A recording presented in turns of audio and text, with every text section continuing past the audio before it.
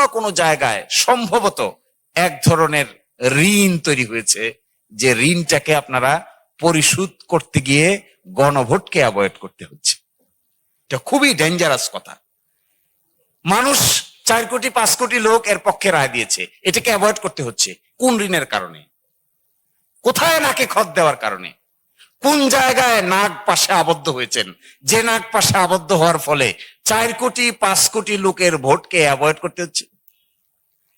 আর না হলে জনগণের দল বলেন, আপসহীন নেত্রীর দল বলেন, শহীদ প্রেসিডেন্ট জিয়াউর রহমানের দল বলেন, বর্তমান তারেক রহমান সাহেবের দল বলেন, প্রাইম মিনিস্টার, কোটো এক জায়গায় মানুষের দলেই যদি বলেন, মানুষের ভোটের কথাই যদি বলেন, তাহলে 5 কোটি লোকের ভোটকে যদি অ্যাভয়েড করে বিশেষ কোনো জিনিস অ্যাচিভ করতে চান, তখন একজন রিজনেবল মানুষ এই প্রশ্ন উত্থাপন করবে যে 5 কোটি লোকের চাইতেও বেশি গুরুত্বপূর্ণ এজেন্ডা, আইডিয়া, চিন্তা কোন জায়গায় লুকায়িত আছে যা 5 কোটি লোকের চাইতেও বেশি গুরুত্বপূর্ণ? তা যদি লুকায়িত থাকে তাহলে তা পাবলিশ করেন।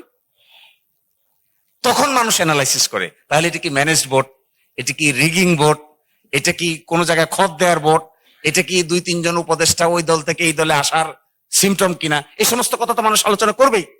আর তার যদি না করে আপনারা সরাসরি করতেন, ঠিক আছে একমত হয়েছে, জুলাই চার্টার বাস্তবায়ন হবে, আমরা শপথ নিব, পার্লামেন্টে যাব, 180 দিনের মধ্যে সংস্কার পরিষদ হবে, এর ভিতরে সংস্কার শেষ, তারপরে নতুন পার্লামেন্ট যাত্রা শুরু করবে, বাস শেষ, তাহলে তার কেউ প্রশ্ন তুলতো না।